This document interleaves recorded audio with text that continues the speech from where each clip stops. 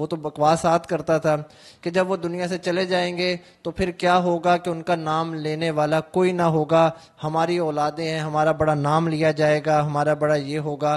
تو اللہ تعالیٰ نے پیارے نبی اکرم صلی اللہ علیہ وسلم کو تسلی دینے کے لیے یہ صورت نازل کی۔ دینی اور دنیاوی معلومات کے لیے اس چینل محمد اسامہ شاہ الوی کو سبسکرائب کریں۔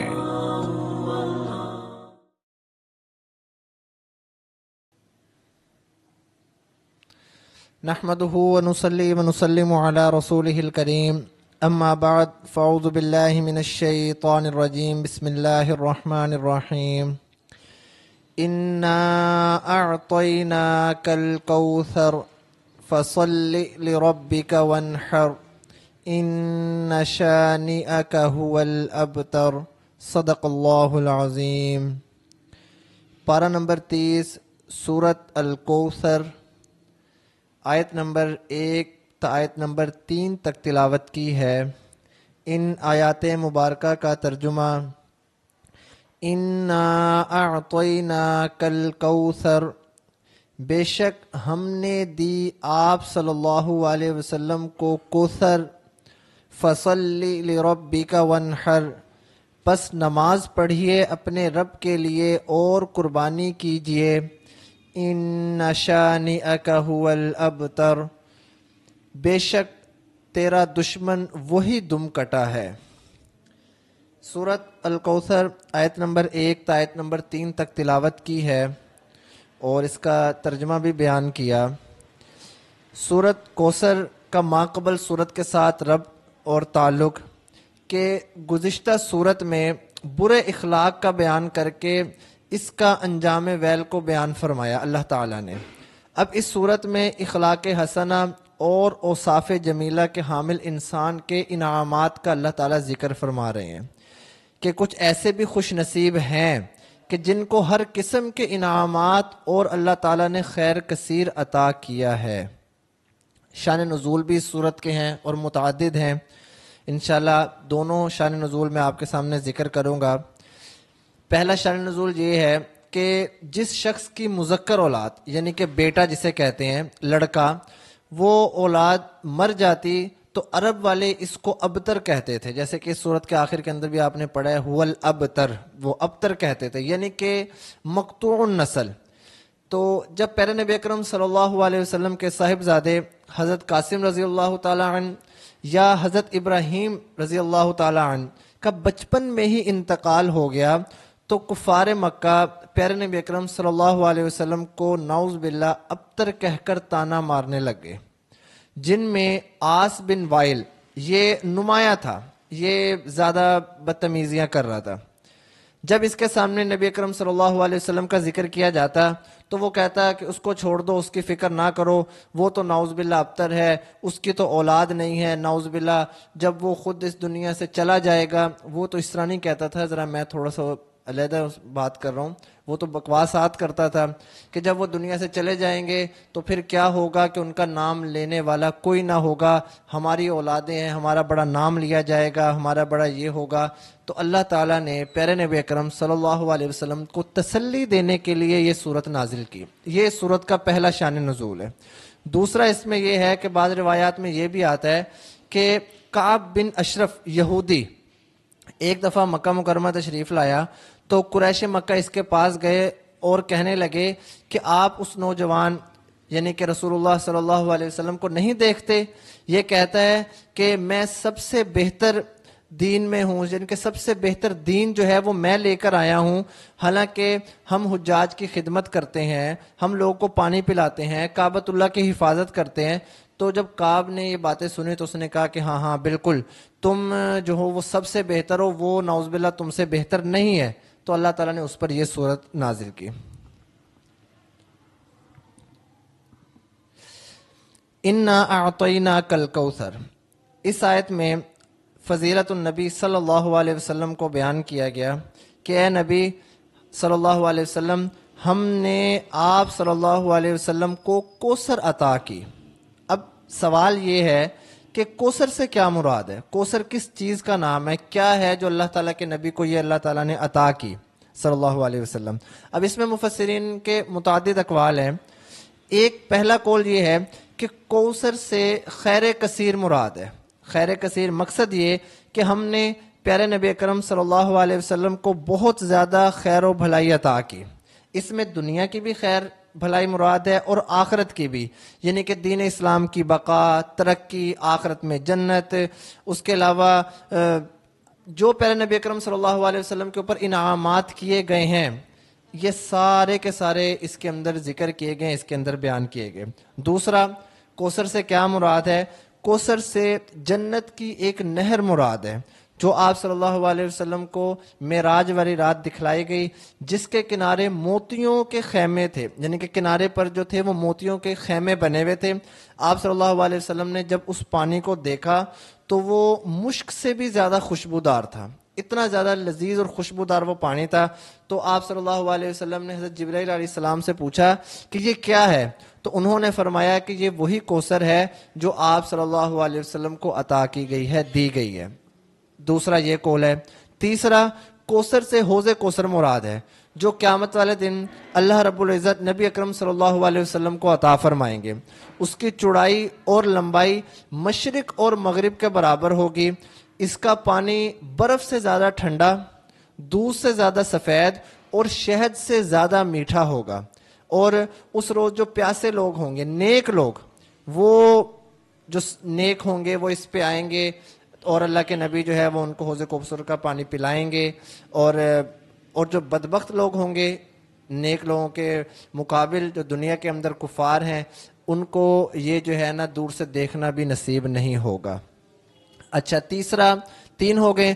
چوتھا، کوثر سے مراد اولاد کی کثرت ہے، یعنی کہ ہم نے آپ صلی اللہ علیہ وسلم کو کثیر اولاد دی۔ اب اولاد کی دو قسمیں، ایک جسمانی اولاد، ایک روحانی اولاد۔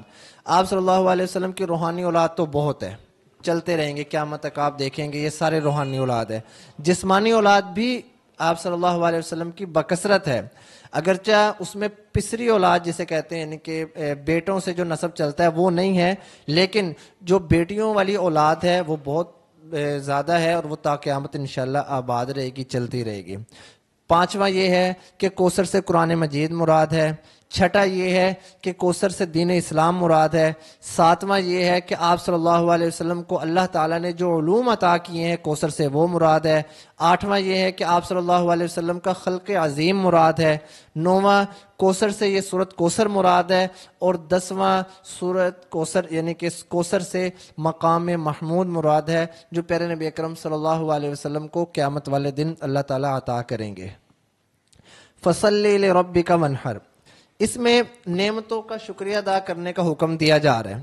پہلا حکم، دو حکم دیے گئے۔ پہلا حکم یہ ہے کہ نماز پڑھیے، چونکہ یہ بہت بڑی نعمت ہے، نماز ایک بہت بڑی نعمت ہے، تو اس کا اب نماز بھی ایک نعمت ہے، اور اللہ کے نبی کے اوپر جو اللہ تعالیٰ نے پیچھے انعامات کا ذکر کیا ہے، وہ انعامات بھی اللہ تعالیٰ کے نبی کے اوپر ایک بہت بڑی نعمت تھے۔ اب کیا ہے کہ جب اللہ تعالیٰ نے نعمت بڑی کی ہے تو اس نعمت کا شکریہ بھی بڑا ہی ہونا چاہیے، با کمال ہونا چاہیے۔ اس لیے نماز ایک بڑی نعمت ہے، تو اس لیے بڑی جو پیچھے احسان وہ بھی بڑا تھا، نماز بھی بڑی ہے، تو اللہ تعالیٰ نے کہا ہے کہ آپ نماز پڑھیے۔ اور نماز جو ہے اس کو کمال کی مناسبت بھی ہے کوثر کے ساتھ۔ کیسے؟ اس لیے کہ اس میں اپنے خالق سے جو ہم بات کرتے ہیں، مناجات کرتے ہیں، گفتگو کرتے ہیں، وہ شہد سے زیادہ میٹھی ہوتی ہے، اور جو اس میں انوارات چمکتے ہیں وہ دودھ سے زیادہ سفید ہوتے ہیں، اور جو نماز پڑھتے ہوئے دل کو سرور اور چین حاصل ہوتا ہے وہ برف سے زیادہ ٹھنڈا ہوتا ہے۔ یہ کوثر کے ساتھ نماز کو ایک مناسبت بھی حاصل ہے۔ اور جو نماز کے سنن ہیں، نماز کے آداب ہیں، یہ ان سرسبز و درختوں اور جواہر کی طرح ہیں جو حوض کوثر کے کنارے اللہ تعالیٰ نے بتایا کہ حوض کوثر کے کناروں پر جو موجود ہے یہ اس کی طرح ہیں۔ اچھا، دوسرا حکم یہ ہے کہ قربانی کیجیے۔ پہلا حکم تھا نماز پڑھیے جو کہ ایک بدنی عبادت تھی، دوسرا حکم ہے قربانی کیجیے، یہ اب ایک مالی عبادت ہے۔ اب نہر کسے کہتے ہیں؟ نہر کے دو معنی بیان ہیں۔ ایک یہ ہے مطلق کسی جانور کو ذبح کرنا، آپ نے جب جانور کو ذبح کریں گے اس کو بھی نہر کہتے ہیں۔ دوسرا اونٹ کو ذبح کرنا ہے، جس کا مسنون طریقہ یہ ہے کہ اس کا ایک پاؤں باندھ کر حلقوم پر چھری پھیرنا یا پھر نیزہ وغیرہ مارنا، کیونکہ عرب کے اندر عموماً اونٹ کی قربانی ہوتی تھی، اس لیے وہ اس کا نہر کرتے تھے، یعنی کہ وہ آپ نے دیکھا ہوگا اکثر قربانی کے دنوں میں کہ اونٹ کے جو یہ حلقوم والی جگہ وہاں پہ نیزہ مارتے ہیں، یا آج کل چھری وغیرہ مارتے ہیں، جب وہ تھک جاتا ہے، خون گر جاتا ہے، وہ خود بخود بیٹھتا ہے، پھر اس کے اوپر جو ہے وہ چھریاں پھیر دی جاتی ہیں. تو یہ نہر کا ایک یہ مطلب بھی ہے. اب یہاں پہ ایک سوال ہے، جو اس سوال کا چھوٹا سا سوال ہے اور چھوٹا سا اس کا جواب ہے. سوال یہ ہوتا ہے کہ آپ نے قرآن پاک کے اندر جہاں جہاں بھی نماز کا ذکر پڑھا، وَأَقِیمُوا الصَّلَاةَ وَآتُوا الزَّکَاةَ، یعنی کہ ہر جگہ نماز کے ذکر کے بعد اللہ تعالیٰ نے زکوٰۃ کا ذکر کیا کہ نماز قائم کرو، زکوٰۃ ادا کرو، نماز قائم کرو، زکوٰۃ ادا کرو. لیکن یہاں پر اللہ تعالیٰ نے نماز کو ذکر کرنے کے بعد نہر کو ذکر کیا گیا. اب اس میں کیا حکمت تھی؟ اس میں حکمت یہ ہے کیونکہ اللہ کے نام پر قربانی کرنا بت پرستی کے یعنی کہ خلاف ایک قسم کا بہت بڑا جہاد تھا. اب وہ لوگ کیا کرتے تھے؟ وہ لوگ قربانیاں کرتے تھے اپنے بتوں کے نام پر، اس لیے اللہ تعالیٰ نے پیارے نبی اکرم صلی اللہ علیہ وسلم کو حکم دیا کہ آپ قربانی کیجئے اللہ کے نام پر. اور یہ ایک طرح کا جہاد تھا کفار کے ساتھ کہ بتوں کے نام کو ہٹ کے صرف اور صرف اللہ کے نام پر قربانی کی جائے گی. اور اس میں ہمارے لیے بھی ایک سمجھ بوجھ ہے کیا کہ جو ہم فلانے کے نام کی، فلانے کے پیر کی، فلانے کے اس کی، فلانے کے اس کے لنگر بانٹ رہے ہوتے ہیں، قربانیاں کر رہے ہوتے ہیں، تو یاد رکھیں کہ یہ بھی کرنا جائز نہیں ہے. اگر قربانی کی جائے گی، کوئی لنگر تقسیم کیا جائے گا، تو وہ صرف اور صرف اللہ کے نام کا ہوگا. کسی کی بھی طرف سے دے سکتے ہیں، آپ اپنے والد کی طرف سے دے سکتے ہیں، دادا کی طرف سے دے سکتے ہیں، والدہ کی طرف سے دے سکتے ہیں، اپنے بچوں کی فیملی کی طرف سے دے سکتے ہیں. لیکن وہ جو ذبح آپ نے کرنا ہے، چھری پھیرنی ہے، اس میں نیت ہوگی صرف اور صرف اللہ کے نام کی. ورنہ ہم میں اور ان کفار میں کوئی فرق نہیں رہے گا. وہ اپنے بتوں کے نام کی کرتے ہیں، ہم اپنے پیر فقیروں کے نام کی کرتے ہیں، تو ہم دونوں ہی، وہ بھی مشرک ٹھہرے، ہم بھی مشرک ہی ٹھہریں گے اگر ہم اسی طریقے کے اوپر وہ کام کرتے رہے. آخری آیت ہے ان شانئک ھو الابتر. یہ آیت ان کفار کے جواب میں نازل ہوئی جو آپ صلی اللہ علیہ وسلم کو ابتر ہونے کا طعنہ دیتے تھے، نعوذ باللہ. اللہ تعالیٰ فرماتے ہیں کہ اے پیغمبر، تیرے دشمن ہی اصل میں ابتر ہیں اور مقطوع نسل ہیں. آپ صلی اللہ علیہ وسلم کی جو نسل ہے روحانی، وہ بھی تا قیامت باقی رہے گی، اور جو جسمانی ہے وہ بھی تا قیامت باقی رہے گی. میں نے آپ کو جیسے کہ پہلے بتایا کہ اگرچہ بیٹے کی طرف سے نسب نہیں آ رہا، لیکن بیٹی کی طرف سے تو آ رہا ہے اور چلتا رہے گا انشاءاللہ، قیامت تک باقی رہے گا.